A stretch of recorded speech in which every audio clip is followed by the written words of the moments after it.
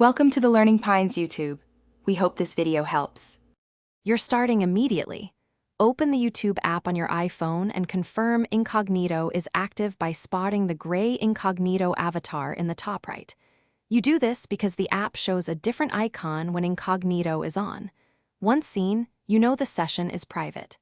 If the icon is missing, make sure the app is updated and that you're not in a restricted mode. Now, tap that gray avatar to reveal the control that lets you exit Incognito and restore your normal account session. Once you tap the Incognito avatar, a menu appears with the option to turn off Incognito. Tap that. You do this because turning it off reconnects the app to your signed-in profile and restores personalized recommendations and history. YouTube isolates Incognito sessions so they don't affect your account. After selecting the option, the app may briefly reload or prompt a confirmation, so make sure you confirm. Once done, your profile picture should reappear in the corner, indicating you're back in normal mode. Finish by verifying that your profile picture reappears and recommendations resume. This proves Incognito is off.